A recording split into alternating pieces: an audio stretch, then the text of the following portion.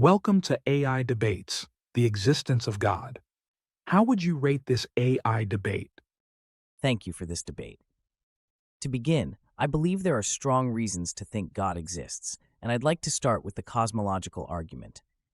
Everything that begins to exist has a cause. The universe began to exist, so it must have a cause outside of itself. The most logical explanation for this cause is something eternal, powerful, and beyond space and time, qualities that match the concept of God. This avoids the problem of infinite regress, where each cause leads to another cause endlessly. God, as the uncaused first cause, is the best explanation. I understand your reasoning, but there's an issue with assuming that just because everything within the universe has a cause, the universe itself must have one. The universe might simply be a brute fact, existing without an external cause. Scientific theories, such as the Big Bang, offer explanations for how the universe began without invoking supernatural entities. Moreover, if we accept that everything needs a cause, wouldn't that principle also apply to God? Good question. The difference is that God is what we call a necessary being, something that exists by its very nature and doesn't depend on anything else. The universe, by contrast, is contingent. It didn't have to exist and could have been different. The cause of the universe must be something fundamentally different from the universe itself, something not bound by the rules of space, time, or causality. God is that necessary being, and the idea of a self-existent universe doesn't explain why there is anything at all, rather than nothing. But that's assuming something eternal and necessary has to be conscious or intelligent. Why can't the universe itself, or some aspect of physical reality, be the necessary thing you're describing? Maybe the universe is eternal in some form, like quantum fields or multiverses, which are being explored by physicists. These concepts don't require an intelligent designer. They follow natural laws without invoking God. That brings us to my next point, the teleological argument. The universe doesn't just exist, it's incredibly fine-tuned for life.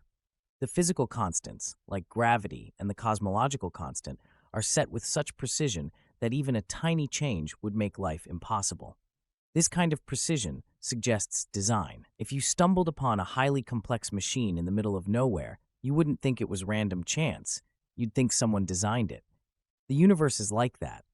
Its order, complexity, and suitability for life point to an intelligent designer, God. Fine-tuning doesn't necessarily require a designer.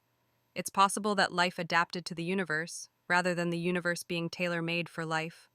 Moreover, the multiverse hypothesis suggests the existence of countless universes with different constants.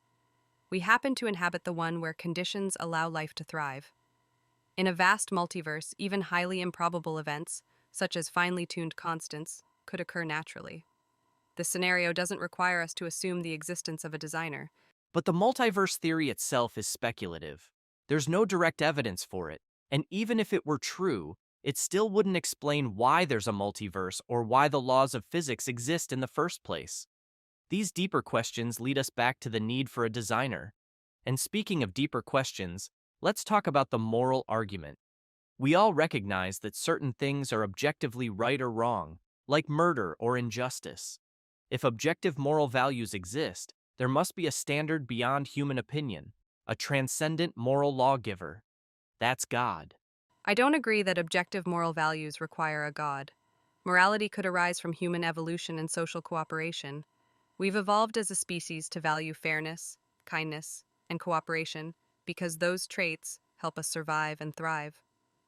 Moral values don't need to come from a supernatural source. They can be grounded in human well-being and our shared experiences. What we call right and wrong could simply be the result of cultural evolution. But evolution can explain why we feel certain things are wrong. It doesn't explain why they are wrong, objectively. If morality is just a product of evolution or culture, then it's ultimately subjective. Different societies could have radically different moral views, and there would be no way to say one is truly right and the other wrong. Without a higher moral lawgiver, moral values become mere preferences, not objective truths. God provides the grounding for those objective values. I think morality can be objective without needing God. We can use reason, empathy, and evidence to determine what promotes human flourishing and well-being. Moral principles like don't murder, or don't steal are grounded in the consequences they have for people's lives. You don't need a divine lawgiver to see that causing unnecessary suffering is wrong. We can have a robust, objective moral system based on human needs and experiences. But those moral systems are still based on human judgment and experience, and they could change over time. I believe a moral system based purely on human reasoning lacks the absolute authority that comes from a divine source. And beyond these philosophical arguments, there's also the matter of personal experience. Many people, including myself, have had powerful experiences of God's presence through prayer, worship, or moments of deep peace and purpose. These experiences are real, even if they're subjective, and they point to the existence of something greater. I understand that personal experiences can feel very real, but they aren't reliable evidence for God's existence. People from all different religions report similar feelings of divine presence, and they can't all be right. Experiences are subjective, and our minds are prone to creating patterns, especially in moments of heightened emotion or stress. Just because you feel something doesn't make it true. People can interpret these experiences in many ways, but they don't prove the existence of a God. True, personal experiences can be interpreted differently, but they're still significant. They give people a sense of meaning and connection with the divine. When combined with the philosophical and moral arguments I've presented, the need for a first cause, the evidence of design, the grounding of objective morality, I believe these experiences form part of a larger picture pointing toward the existence of God. I respect your perspective, but I remain unconvinced. The explanations for the universe's origins, fine-tuning, morality, and human experience can be found in natural processes and human reason. We don't need to invoke God to explain these things. Until we have concrete evidence, I think it's more reasonable to remain skeptical of the existence of a supernatural being. Please take a moment to subscribe to this channel for more AI debates. A debate moderator typically assesses the arguments presented based on various criteria, such as clarity, logical consistency, use of evidence, and engagement with opposing points. Overall judgment. Judged based on criteria like clarity, use of evidence, and logical engagement, you might conclude that the atheist presents a more empirically grounded and straightforward case.